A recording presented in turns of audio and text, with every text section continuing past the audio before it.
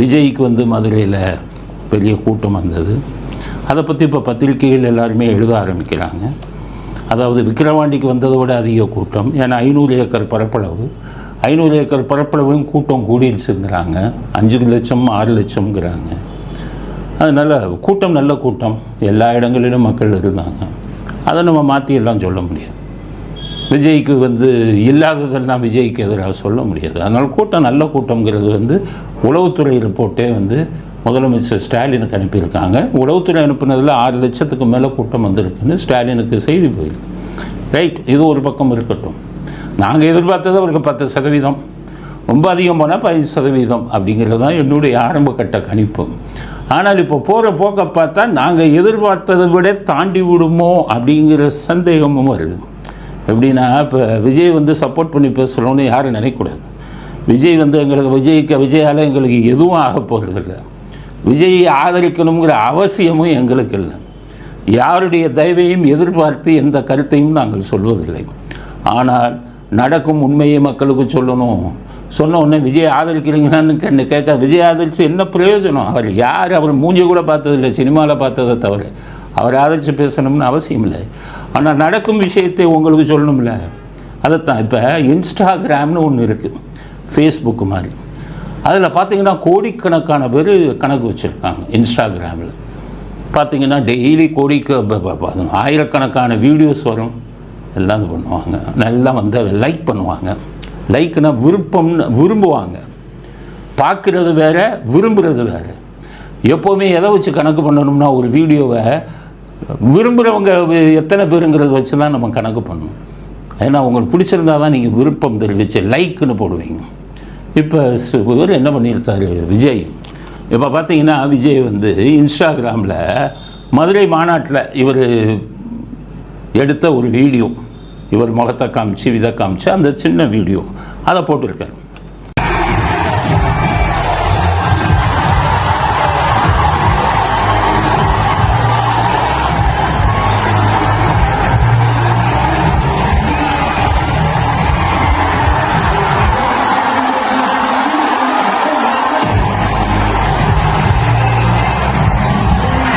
போட்டால் 11 கோடி பேர் அதை பார்த்துருக்காங்க. இதுவரை இன்ஸ்டாகிராமு ரெக்கார்டே உடஞ்சிச்சு. இதுவரை எந்த ஒரு வீடியோவையும் 11 கோடி பேர் பார்க்கலை. 11 கோடி பேர் பார்த்துருக்காங்க. ஆனால் அந்த 11 கோடி பேரில் தமிழ்நாடு இருந்து பார்த்தவன் யார்? ஏன்னா விஜய்க்கு பக்கத்து மாநிலத்திலையும் இருக்குல்ல, இதிலெல்லாம் அவங்களுக்கு இருக்குது. கேரளாலெல்லாம் அவருக்கு ரொம்ப ரசிகர்கள் அதிகம். கேரளாவில் தமிழ்நாடு அளவுக்கு கேரளா அவ்வளோதான். ஆந்திராவிலெல்லாம் அவங்க அவ்வளவு அதிகம் இல்லை. ரஜினிகாந்துக்கு இருக்கிற அளவுக்கு ஆந்திராவில் இல்லை. வட இந்தியாவில் கூட ரஜினிகாந்த் மற்றவங்களுக்கு இருக்கிற மாதிரி இல்லை. ஆனால் தமிழ்நாடு கேரளா ரொம்ப அதிகம். ஸோ 11 கோடி பேர் பார்த்துருக்காங்க. சரி, அதில் 11 கோடி பேரில் 5 கோடி பேர் 4 கோடி பேர் வந்து மற்ற மாநிலங்களை சேர்ந்தவராக இருந்தாங்கன்னு வைங்க. அப்போ தமிழ்நாட்டில் மட்டும் பார்த்தவங்க எப்படி 4-5 கோடி பேர் இருக்கும்? பார்க்குறது சர்வசாதாரணம். நீங்களும் நானும் கூட என்னமோ வீடியோ வந்திருக்கேன்னு பார்ப்போம். அதை வச்சு கணக்கு போடக்கூடாது. அதை வச்சுக்கிட்டு விஜய்க்கு 10 கோடி பேர் இருக்காங்க, 11 கோடி பேர் இருக்காங்க, பார்த்துருக்காங்க அவனுக்கு. ஆனால் அதில் உண்மையான செல்வாக்கை எப்படி கண்டுபிடிக்கணும்னா, அந்த பார்த்ததை லைக் போடுவாங்க, விருப்பம் தெரிவித்து இப்போ லைக் பண்ணுவாங்க. அதில் தான் உண்மையான செல்வாக்கு இருக்குது. அதில் பார்த்தீங்கன்னா அந்த வீடியோவில் 1.5 கோடி பேர் வந்து லைக் பண்ணியிருக்காங்க. சில பேர் சொல்லுவாங்க, சார் ஒரே ஆள் 100 லைக் போடுவான். அது போட முடியாது. நீங்கள் ஒரு ஆள் ஒரு லைக்குக்கு மேலே அதில் போட முடியாது. நீங்கள் ஒரு 10 லைக் போட்டிங்கன்னா உங்கள் ஒரு லைக்கை தான் எடுத்துக்கும். உங்கள் அக்கௌண்ட்டில் இருந்து ஒரு லைக்கை தான் எடுத்துக்கிறோம். அப்படி பார்த்தீங்கன்னா 1.5 கோடி லைக்ஸ் வந்துருக்கு. அப்படின்னா ஒரு 1 கோடியே 60 லட்சம். அந்த 60 லட்சத்தை மற்ற மாநிலங்கள்னு வச்சுக்கிட்டா கூட குறைந்தது 1 கோடி லைக்ஸ் வந்து தமிழ்நாட்டில் விஜய்க்கு அந்த இன்ஸ்டாகிராமில் வந்திருக்கு. அப்படிங்கிறது ஒரு அதிர்ச்சி தரக்கூடிய விஷயம் அரசியல்வாதிகளுக்கு. இந்த ஸ்டாலினுக்கும் மற்றவங்களுக்கும் அதிர்ச்சி தரக்கூடிய விஷயம். எப்படி 1 கோடி லைக்ஸ் வந்தது, அதுவும் தமிழ்நாட்டில். 1 கோடி 60 லட்சத்தில் 60 லட்சத்தை நம்ம குறைச்சாலும் 1 கோடி லைக்ஸ். இப்போ தமிழ்நாட்டில் போன தடவை வாக்காளர்கள் வந்து ஓட்டு போட்டவங்க எவ்வளவுன்னா 5 கோடியே 90 வாக்காளர்கள். ஓட்டு போட்டவங்க இல்லை, மொத்த வாக்காளர்கள் 5 கோடியே 99 லட்சம். இதில் வந்து இந்த 5 கோடியே 99 லட்சத்தில் ஓட்டு எத்தனை பதிவாகும் தெரியுமா? 50 to 60% தான் பதிவாகும். அப்போ பார்த்தீங்கன்னா ஒரு 3 கோடியிலேருந்து 3.5 கோடி தான் பதிவு ஆனது. போன தடவையும் சரி, எந்த இதுலேயும் சரி.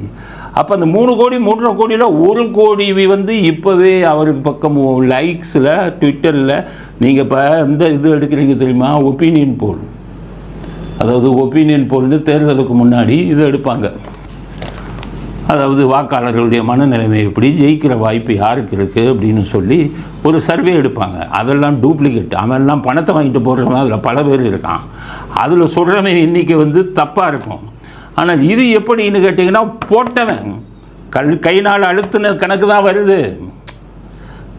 இன்ஸ்டாகிராம், இந்த இன்ஸ்டாகிராமில் வந்தது நமது தமிழ்நாடு அரசியல்வாதிகளை அதிர்ச்சிக்குள்ளாகி இருக்கிறது.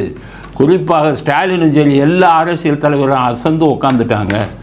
1.5 கோடி லைக்கு குறைந்தது. அந்த 60 லட்சம், 1 கோடி 60 லட்சம் லைக். அது 60 லட்சம் போனாலும் 1 கோடிக்கு தமிழ்நாட்டில் இன்றைக்கி இருக்கிற எந்த அரசியல் தலைவருக்கும் கிடைக்காது. அப்போ இவருக்கு கிடைச்சிருக்குங்கிறது மிகப்பெரிய விஷயம். எங்கள் லெவலில் ஒரு சர்வே எடுத்தோம். அதில் பார்த்து நான் கேட்கும்போது ஒவ்வொரு வீட்லேயும் இந்த 18 வயசு பசங்க நிறைய பேர் இருக்காங்க. 18க்கு கீழே இருக்கிறவங்க, 18க்கு மேலே இருக்கிறவங்க. அவங்களுடைய மனநிலை எப்படிங்கும்போது ஒவ்வொருத்தரும் என்ன சொல்கிறான்னு கேட்டிங்கன்னா, நாங்கள் விஜய்க்கு தான் போடுவோங்கிறான். விஜய்க்கு தான் போடுவோங்கிறது மட்டும் இல்லை, எங்கள் அம்மா அப்பா 2 பேர்த்தையும் விஜய்க்கு போட வைப்போங்கிறான்.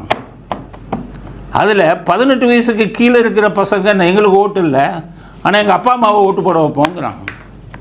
அப்போ இதெல்லாம் பார்க்கும்போது தமிழ்நாட்டில் ஒரு அரசியல் மாற்றம் வந்து விடுமோ அப்படிங்கிற இது எல்லாருக்கும் வந்துடுச்சு. எல்லாருக்கும் வயிற்ற கலக்கிடுச்சு, ஸ்டாலினுக்கு கலக்கிடுச்சு. எல்லா அரசியல் தலைவர்களும் உட்காந்துட்டாங்க. இவங்களுக்கு விழுகிற ஓட்டில் நிறையா சதவீதம் அங்கே போயிடும் அப்படிங்கிற ஒரு சூழ்நிலை வந்து விட்டது. ஆனால் இவர் ஆட்சிக்கு என்ன பண்ண போகிறாருங்கிறது அது வேறு விஷயம்.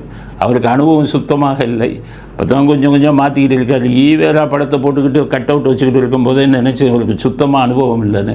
இப்போ தான் மாற்றி ஈவேராவை மாற்றிக்கிட்டு எம்ஜிஆர் இதுக்கு வந்திருக்காரு. இன்னும் அவர் செய்யக்கூடிய பல விஷயங்கள், கற்றுக்குட்டி விஷயங்கள் நிறைய இருக்குது. அதெல்லாம் அவர் ஆட்சிக்கு வந்தால் எப்படி பண்ண போகிறாருன்னு பார்ப்போம்.